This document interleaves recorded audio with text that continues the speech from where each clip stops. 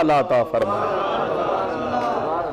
اب اس میں حدیث آپ کو پیش کر رہا ہوں اسی کتاب سے، انہوں نے ذکر کیا اخرج ابن الجوزی عن علی مرفوعا، یہ حدیث سنیے اور یاد رکھا کریں ایسی روایات، ایسی احادیث طیبہ۔ ابن جوزی نے اس حدیث کی تخریج کی ہے،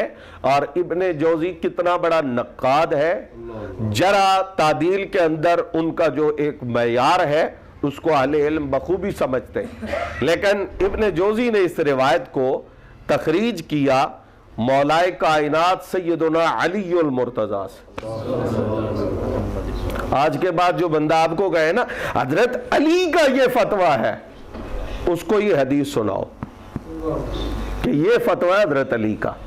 اور حضرت علی نے یہ فتویٰ خود نہیں دیا، سرکار کے فرمان کی روشنی میں دیا،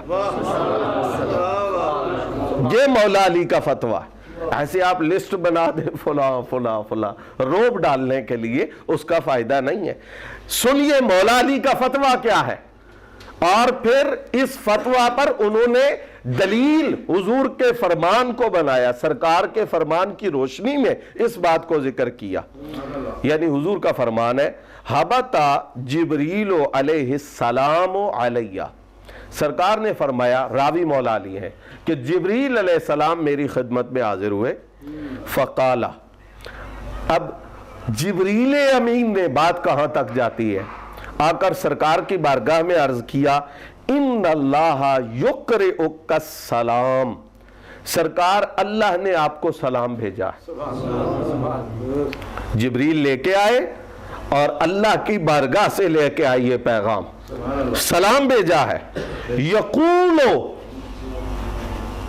آپ فیصلے نہ کریں، جنت جہنم اللہ کی ہے اور فیصلہ اسی کا ہے، کس کو اس نے جہنم میں ڈالنا ہے، کس کو اس نے جنت میں ڈالنا ہے،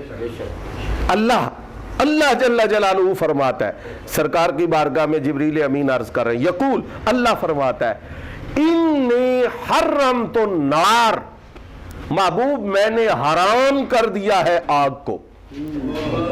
اللہ فرماتا ہے میں نے حرام کر دیا ہے، کس پر، علی صلبن، اس پشت پر، انزلہ کا، جس پشت میں آپ کا نور تھا۔ اچھا، وَبَطْنٍ، اور اللہ نے حرام کر دیا ہے آگ کو اس بطن پر جس بطن میں حملہ کا، سرکار تشریف فرما ہوئے، وَحِجْرٍ، اور اللہ نے حرام کر دیا آگ کو اس گود پر، اس آغوش پر، کفالکا، جس گود میں حضور آپ کی کفالت کا انتظام کیا گیا ہے۔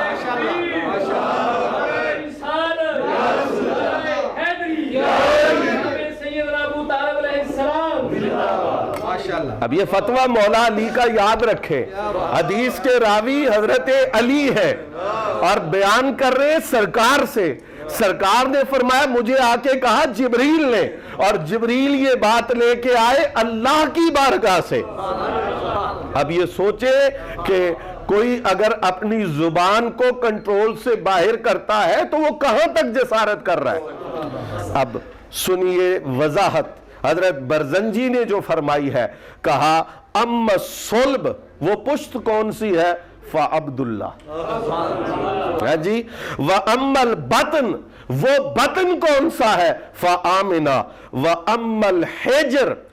وہ گود، وہ آغوش کون سی ہے، فَعَمُّهُ، وہ حضور کے چچا ہے، یعنی ابا طالب و فاطمہ بنت اسد، فرمایا ایک شخصیت حضرت ابو طالب کی ہے اور دوسری شخصیت ان کی زوجہ حضور کی چچی جان سیدہ فاطمہ بنت اسد کی ہے۔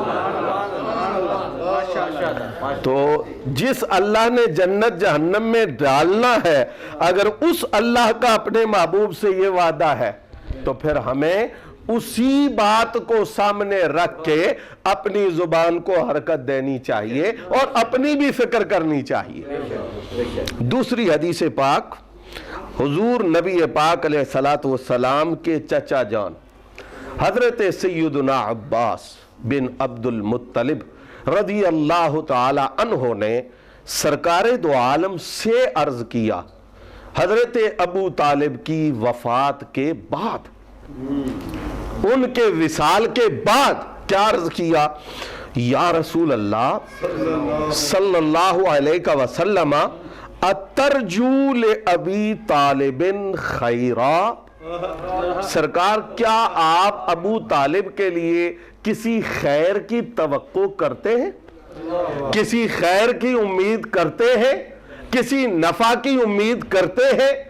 یہ عباس، حضرت عباس سوال کر رہے ہیں اور سرکار سے کر رہے ہیں، اور لفظ صرف خیرن کے آئے کہ کسی خیر کی، کسی بھلائی کی، کسی نفع کی آپ جناب ابو طالب کے متعلق توقع فرماتے ہیں۔ حضور رحمت عالم صلی اللہ علیہ وآلہ وسلم نے جواب کیا دیا؟ اگر حضور صرف خیر کا لفظ بھی استعمال کرتے تو سبحان اللہ، لیکن سرکار نے فرمایا قال کل الخیر، فرمایا صرف بھلائی نہیں، ہر قسم کی بھلائی، کل الخیر ارجو من ربی، فرمایا میں اپنے رب کی بارگاہ سے ان کے لیے ہر قسم کی بھلائی کی امید رکھتا ہوں۔